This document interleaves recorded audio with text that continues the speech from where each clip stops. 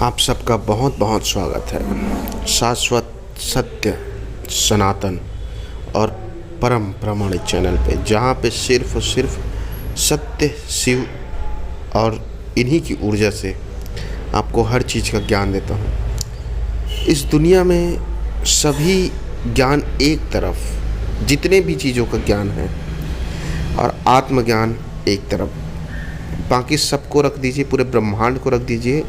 और आत्मज्ञान, शिवत्व ज्ञान, सत्य ज्ञान, तत्व ज्ञान, पंच महाभूत का ज्ञान, नाम किसी भी चीज़ से जानिए, चाहे मुक्ति का ज्ञान किसी भी नाम से जानिए, वो मात्र इकलौता, यही मात्र शिवत्व की ऊर्जा ही इकलौती ऐसी शक्ति है जो व्यक्ति को पूरी तरह से राजा बना सकता है। बाकी सभी चीज़ आपको गुलाम बनाता है, आपको पूरी तरह से बांध देता है, मजबूर कर देता है, दुख तकलीफ़ देता है।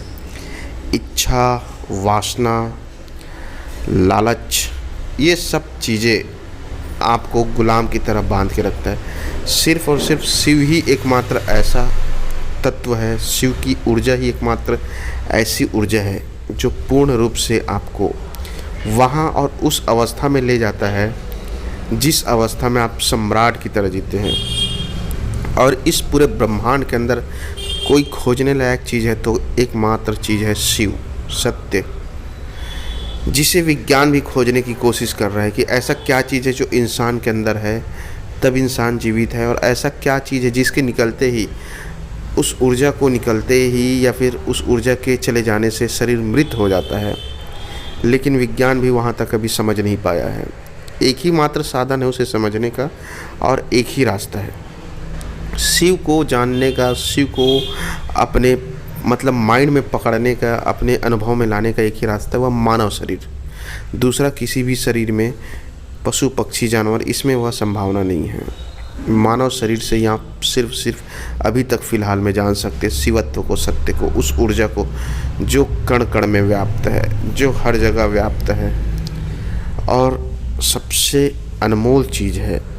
क्योंकि यह प्रमाणित लिखित स्टाम्प में मैं देता हूँ आपको, अगर आपने सबसे पहले शिवत्व को, सत्य को खोज लिया, पा लिया, तो इस ब्रह्मांड में ऐसा कोई चीज़ नहीं होगा, ऐसा कोई जगह नहीं होगा, ऐसा कोई अवस्था नहीं होगा जहाँ तक आपकी पहुँच ना बने, और ऐसी कोई वस्तु नहीं होगी। वस्तु तो सांसारिक चीज़ है, और वस्तु अर्थात हो गया संसार, माया, और हमेशा जो है माया जो है शिव की दासी होती है, सत्य की दासी होती है। सत्य को मैं आपको जितना भी समझा रहा हूँ उससे कहीं वृहद है वो।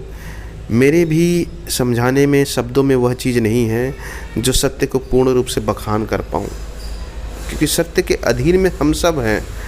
आप देखिए, हम सब जीवित हैं, पूरा प्राणी हवा, पानी, धरती, आकाश, वायु, इसके अधीन में ही हैं, इससे परे नहीं हैं। और यह सब पंच महाभूत शिव के अधीन है, शिव के दिमाग से चलता है, शिव के माइंड से चलता है।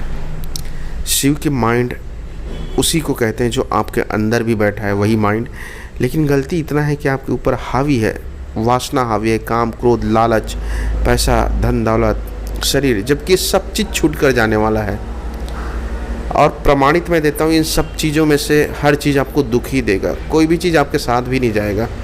सब चीज़ छूटने वाला है, सब चीज़ आपको तड़पा कर ही जाएगा। जो एकमात्र चीज़ है जो आपके साथ भी रहेगा और जो आपके साथ चल भी रहा है, आपके सांस में भी है, कण कण में है, वह है शिव। तो उसे पहले जान लो। ये नहीं कहता हूँ कि आप किसी भी चीज़ को छोड़ो। जब आप सत्य को जान लोगे तो आप किसी चीज़ को छोड़ोगे भी नहीं, न बीवी को छोड़ोगे, न घर को, न कार को, न गृहस्थी को, आप सब चीज़ को भोगोगे। लेकिन उस समय आपके भोगने का अवस्था अलग रहेगा। आप उस चीज़ को जब भोगोगे तो आपके अंदर एक अलग भावना रहेगा। आप उस समय समझ जाओगे कि कुछ समय के लिए मिला है। वर्तमान युग में मैं देखता हूँ लोग क्रोध में आकर अपने ही पति पत्नी का हत्या कर देते हैं, या फिर अपने आप का आत्महत्या कर लेते हैं। जब आपको सत्य का ज्ञान हो जाएगा तो आप इस चीज़ को पूर्ण रूप से समझ जाएंगे कि मुझे ये जो चीज़ मिला है, चाहे बीवी हो, बच्चा हो, घर हो, शरीर हो, कार हो, कुछ समय के लिए ही मिला है।